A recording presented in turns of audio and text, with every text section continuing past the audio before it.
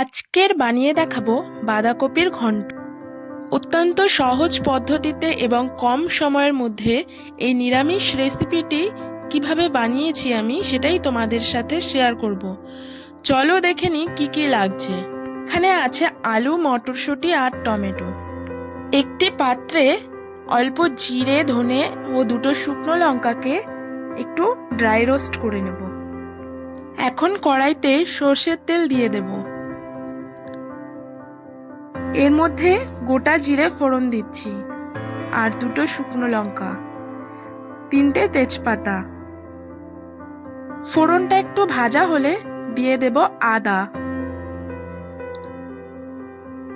আদাটাকে একটুখানি ভেজে নেব ফোড়নের সাথে।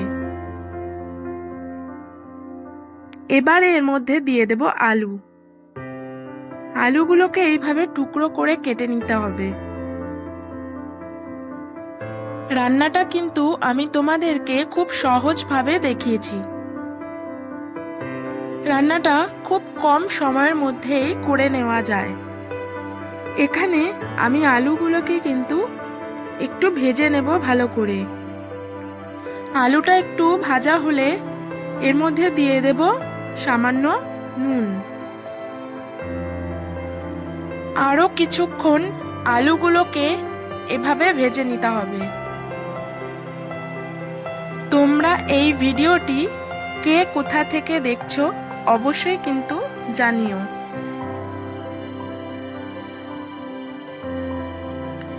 এখন আমি এর মধ্যে দিয়ে দেব মটরশুঁটি।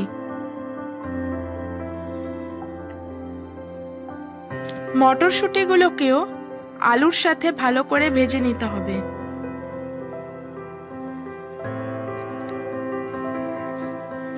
এবারে এর মধ্যে দেব হলুদ। হলুদ দিয়ে সবকিছুকে আরো একবার ভালো করে মিশিয়ে নেব। এবারে এর মধ্যে দিচ্ছি টমেটো। টমেটোর সাথে সমস্ত কিছুকে একটু ভালো করে মিশিয়ে নেব। এখন এর মধ্যে দিয়ে দেব বাঁধাকপিগুলো। বাঁধাকপিগুলোকে ভালো করে কেটে ধুয়ে রেখেছিলাম। আমি এখানে বাঁধাকপিগুলোকে সেদ্ধ করে নিইনি আলাদা করে।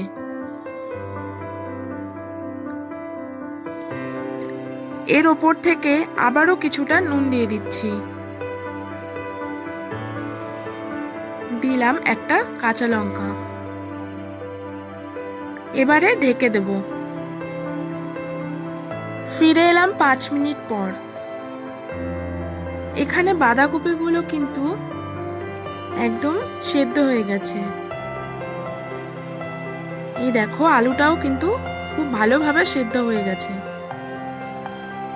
নিচে সমস্ত মশলার সাথে বাঁধাকপিগুলোকে একটু ভালো করে মিশিয়ে নেব।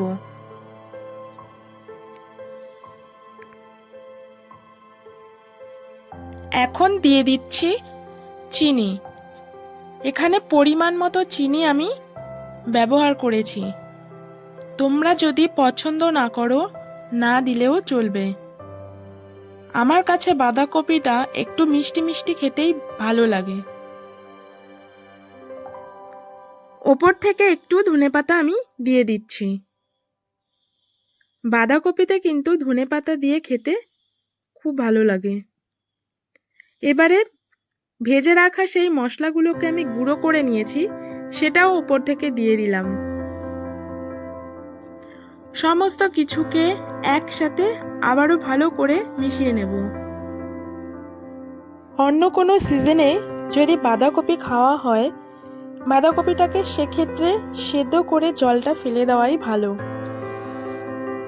তোমরা কারা কারা বাঁধাকপির ঘন্ট খেতে পছন্দ করো জানাতে কিন্তু ভুলো না। আবারও ঢেকে রাখবো 2 মিনিটের জন্য। 2 মিনিট পর ফিরে এলাম। তৈরি হয়ে গেল নিরামিষ বাঁধাকপির ঘন্ট। এখন আমি নামিয়ে নেব। এই সহজভাবে বাঁধাকপির রেসিপিটি তোমাদের যদি ভালো লেগে থাকে অবশ্যই কিন্তু লাইক করে পাশে থেকো আর সাবস্ক্রাইব করতে কিন্তু একদম ভুলো না। আবার দেখা হবে অন্য আরেকটি ভিডিও নিয়ে।